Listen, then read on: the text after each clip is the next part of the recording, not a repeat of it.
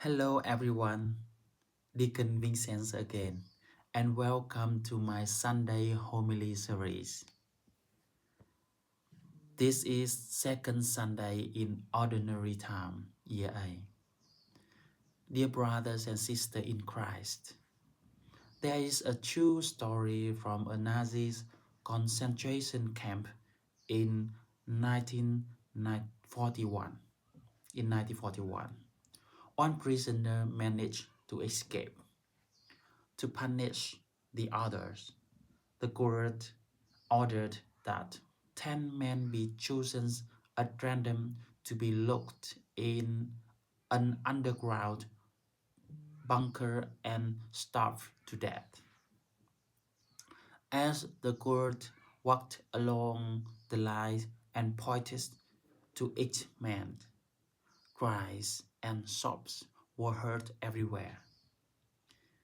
He came to the 10th man, a man named Franciszek Gajowicz, cried out in pain, "My wife, my children, I will never see them again." In the terrible silence of thousands of prisoners watching, a thin man with broken glasses stepped out of the line. It was a priest, Father Maximilian Kolbe. He walked calmly to the court and said, "I want to die in place of this man." The court asked in surprise, "Why?" Father Kolbe answered, "I am a Catholic priest. I have no wife or children, but this man, he has a family who needs him." This story helps us understand more deeply God's word today. Last Sunday, in the Gospel of Matthew, we heard about the baptism of Jesus with many details. But in today's Gospel from John, we do not hear about the baptism itself. Instead, John the Baptist gives his testimony and says clearly, "Behold, the Lamb of God, who takes away the sins of the world." Many of us may wonder, why didn't John say, "This is the Son of God"? Why did he say, "the Lamb of God"? Brothers and sisters, this title tells us something very important about who Jesus is and why he came. A lamb is gentle and weak. It cannot defend itself.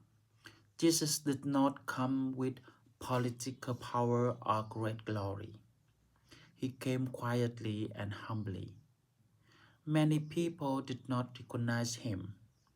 Even John the Baptist only knew who Jesus was because God revealed it to him.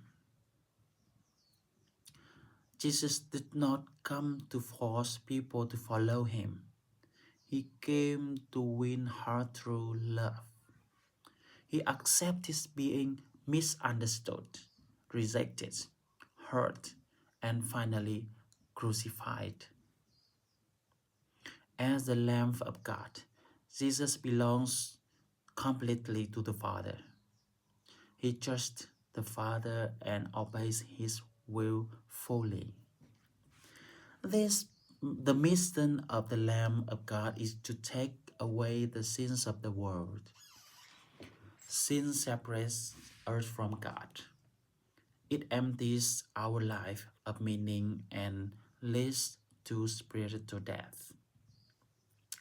Jesus freely took all these sins upon himself in order to save us and bring us back to God. He fulfilled what the prophet Isaiah said about the suffering servant. He bore the sins of many and interceded for sinners. Jesus offered his life on the cross and became a sign of salvation for the whole world. Through his Son, God showed his great mercy and endless love. Even though human beings have been unfaithful many times. When we return to the story of Saint Maximilian Kolbe, we see a living image of Jesus, the Lamb of God. He freely chose to die for another person. Locked in the dark bunker with 9 others. Oh, locked in the dark bunker, locked in the dark bunker with 9 others. People did not hear curses or hatchets from him. They heard prayers and hymns.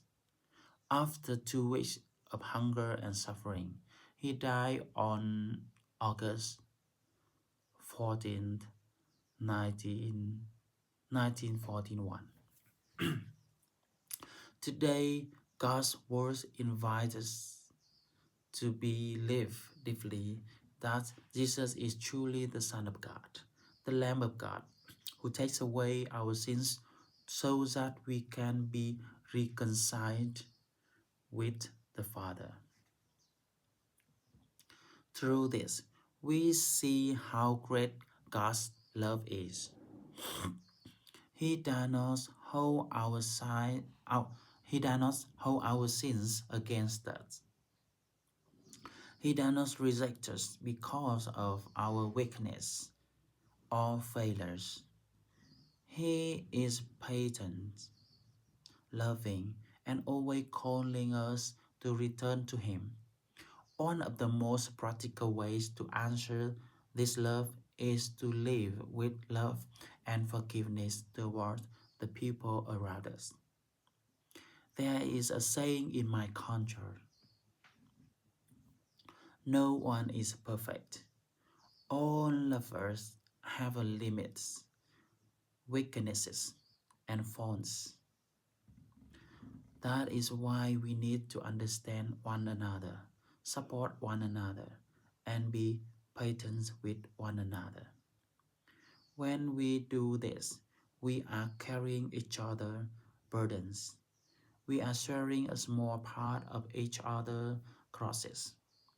And we are walking in the way of Christ, the Lamb of God, who loved us and who loves us to every end. How much better our life would be if we truly cared about the feelings and thoughts of people around us. When we would more easily notice their needs, both materials and spiritual. When we see those needs and when our hearts are guided by love, we will always find some way, small or large, to help one another live better. May the Lamb of God teach us how to love as He loves. Amen.